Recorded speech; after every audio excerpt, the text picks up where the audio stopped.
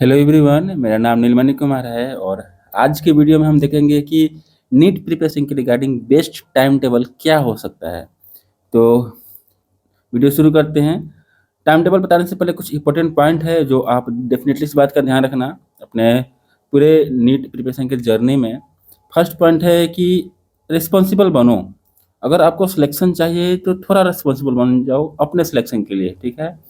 Second जो point है कि सिंसियर हो जाओ, मतलब अब तो सिंसियर हो जाओ। नीट के एग्जाम में बहुत ज़्यादा टाइम नहीं बचा हुआ है, तो जो टाइम वेस्ट करते हो वो टाइम वेस्ट करना बंद कर दो या कम कर दो एंड थोड़ा सिंसियर हो जाओ अपने सिलेक्शन के लिए, ठीक है। एंड जो थर्ड पॉइंट है कंसिस्टेंसी। जो भी मैं टाइम टेबल बताऊंगा उसको आप पूरे कंसिस्टेंसी के साथ फॉलो करो। अगर आपको सिलेक्शन चाहिए तो इस टाइम टेबल को नीट के एग्ज़ाम तक पूरे कंसिस्टेंसी के साथ फ्लो करना ही होगा। तो जो बेस्ट टाइम टेबल है उसके लिए मतलब आपको नीट प्रिपरेशन के लिए कम से कम 9 से 10 घंटा एवरी डे पढ़ना ही है। इतना तो टाइम देना ही पड़ेगा अपने स्टडी के लिए, ठीक है। तो एवरी डे क्या शेड्यूल होना चाहिए पढ़ने का वो मैं बताने जा रहा हूँ अब। एवरी डे क्या शेड्यूल होना चाहिए? आप सुबह 7 से साढ़े 9 तक बायो पढ़ो, 10 से 12 तक केमिस्ट्री पढ़ो एंड 2 से 5 तक शाम में, दोपहर 2 से 5 तक आपको मॉक टेस्ट लगाओ या क्वेश्चन प्रैक्टिस करो। फिर शाम में 7 से 9 फिजिक्स पढ़ो एंड उसके बाद 10 से 11 या साढ़े 11 तक रिवीजन करो या मॉक टेस्ट जो दिए हो उसको एनालाइज करो। देखो ये बहुत ही इफेक्टिव शेड्यूल है। आप ध्यान से देखो, हर टाइम टेबल के बीच प्रॉपर गैप है जिसमें आप अपने एफिशिएंसी बढ़ा सकते हो या रिलैक्स कर सकते हो एंड थोड़ा बहुत इंटरटेनमेंट भी कर सकते हो और फिर वापस पढ़ने बैठोगे। तो जब पढ़ने बैठोगे तो बहुत इफेक्टिवली आप पढ़ पाओगे एंड आप बोर नहीं होगे।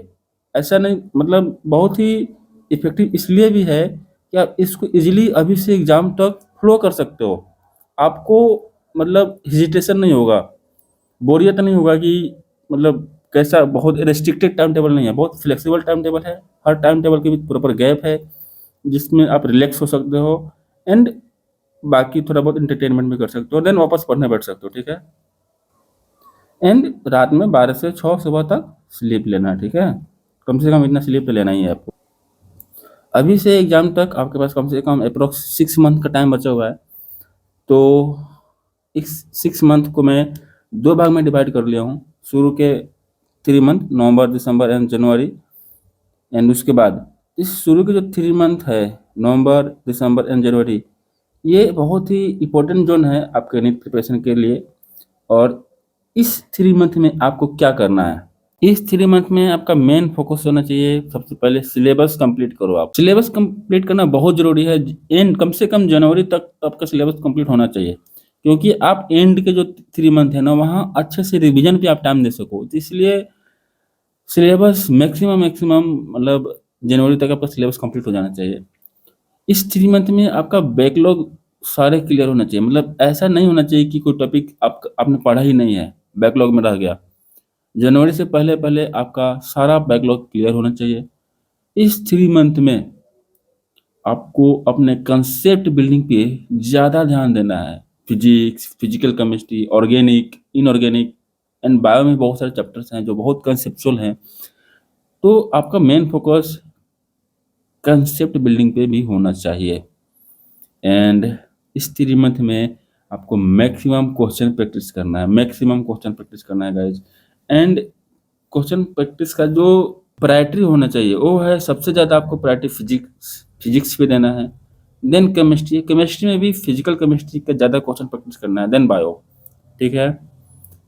अपने वीक एरिया को आइडेंटिफाई करना है, देन जो भी वीक टॉपिक है उसको स्ट्रॉन्ग करना है। चाहे आपको वीडियो लेक्चर देखना पड़े, किसी टीचर से डाउट सॉल्व करना पड़े या कमेंट्स में भी आप अपना डाउट लिख सकते हो, उसमें भी हम लोग आपको आपका डाउट सॉल्व करेंगे, ठीक है।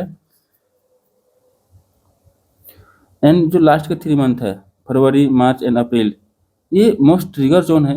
यहाँ पे आप अपने स्कोर बहुत तेज़ी से बढ़ा सकते हो। तो उस टाइम पे आपको क्या करना है, सबसे ज़्यादा ध्यान किस बात पे देना है, आपको आपको मैक्सिमम रिवीजन करना है, मैक्सिमम मॉक टेस्ट लगाने हैं एंड अपना सिली मिस्टेक्स रिड्यूस करना है मॉक टेस्ट के माध्यम से। और ये जो लास्ट के 3 मंथ है, इस 3 मंथ में आपकी प्रिपरेशन बहुत ही इफ़ेक्टिव होनी चाहिए, क्योंकि ये जो ज़ोन है, मतलब कि यहाँ पे बच्चे जाके लैग करते हैं, गलती करते हैं, आपको गलती नहीं करना है। और अंत में कुछ और भी बात का ध्यान रखना है इस पूरे नीट प्रिपरेशन के जर्नी के दौरान। फर्स्ट, प्रॉपर स्लीप लेना है, स्लीप में कोई कॉम्प्रोमाइज़ नहीं होना चाहिए गाइज़।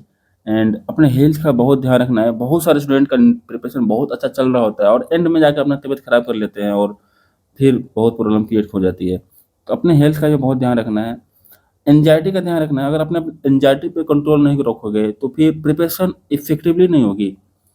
एंड अगर आप इस टाइम टेबल को अभी से नीट के एग्ज़ाम तक अच्छे से फ्लो करते हो विथ कंसिस्टेंसी, आप डेफ़िनेटली नीट में कम से कम मिनिमम 620 प्लस स्कोर कर पाओगे डेफ़िनेटली।